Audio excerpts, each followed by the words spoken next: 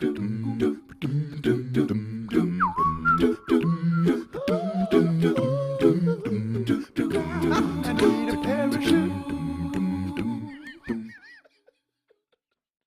I'm Stoten and I'm at Electronica 2012. I'm joined by Erwin from Avnet. Erwin, thanks for talking to me. Watched with interest your presentation where you were kind of asking the question of whether we were in calm waters or eye of the storm. My sensation was eye of the storm. You'd agree?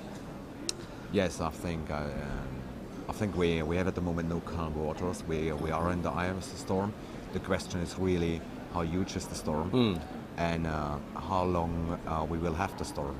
That's not a question what we have, but I think it's very clear that we are in the eye of the storm. And I just wonder if the storm is actually the new reality. That's our daily weather, and we've just got to get used to this incredibly vibrant, constantly changing marketplace. Do you think there is a new reality there, or do you think things will come and settle down?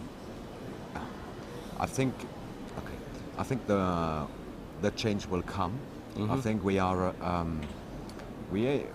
What I see is after the crisis and the boom after the crisis killed a lot of very good initiatives in the companies, and we go back to our old behavior. And now we see once again the pressure to change things, to change our behavior, really. And what I see is really that other topics pops now more up, like risk management, like transparency, visibility. All these points are now once again very, very important. And what the customers more and more see is that it is to be competitive, you have to change things. That's now what we see very clear. And there will be a change in the next couple of months and in the next year. That's what we see. Okay, and it's interesting what you say, because when we do have this kind of boom-bust routine, we have these experiences and we think we're going to learn from them, and then the market picks up, and we get excited, and we forget about everything again. So we have to learn from that. One of the really interesting slides to me that you presented was talking about the segments and how they related to the different regions. Yes. Just tell me what the key differences are, predominantly between Europe and the rest of the world. I think what we see very clear in Europe is that we have different segments. I think if you look on Asia is really driven from the consumer business. That is based on the cost situation. This is not a really business in Europe. In Europe, we see very, very clear that the main driver is still automotive, and the other is industrial. And that's totally different to the rest of the regions. We are not really strong in military. We are not really strong in consumer, but we have two areas where we are very strong. And that's what we can see very, very clear. Yeah, and one of those areas I was particularly interested in is the automotive. I guess all those areas have different supply chain stresses, but what are the supply chain anomalies or the unusual parts in the supply chain that are specific to the automotive sector? I think automotive is always a driver for the supply chain. They are always the first one who implementing new things and so on. What we very clearly see is it's not enough that you have an EDI connection. It's not enough that you can handle a consignment and so on. No, it's also important for the automotive business that you support the physical workflow. Means that you have special packaging, container, labels and so on. And there is a very clear pressure for it. And also the capabilities of the companies are different. Automotive, they have automotive customers have the possibility to handle several messages via EDI. And what we all see also that normally all the automotive customers are acting globally. Right. We have at the moment no local automotive business. They are in Europe, they are in Asia, and they are in America.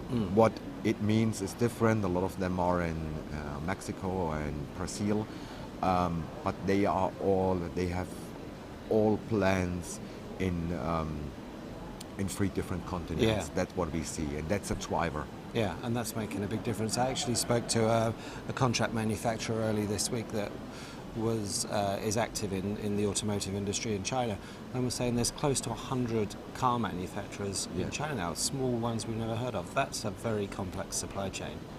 Yeah, of course, and when you look at China, I think Europe is still the main car producer in the world, but the gap between Europe and China is not very huge at the moment. I think Europe is at 26% of the worldwide market, and China is 24%. That's the gap is there, but it's not huge. Yeah.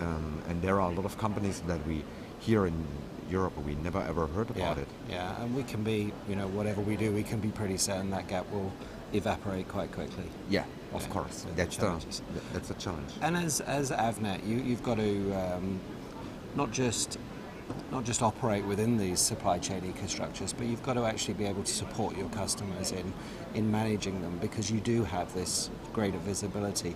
Is that a key element to your business strategy? Yes, of course. And we automotive is one of our focus customer area. That's very clear, and we created also an initiative to support these customers better. Yeah.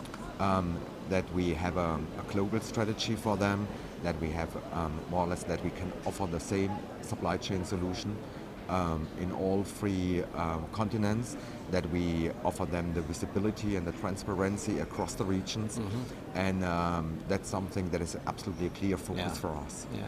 Okay. Well, Erwin, thanks very much for coming in. Thanks a lot for your time, Phil.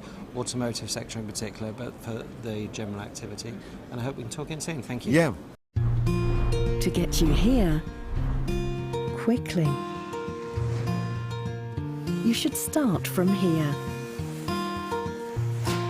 and let us take care of everything in between.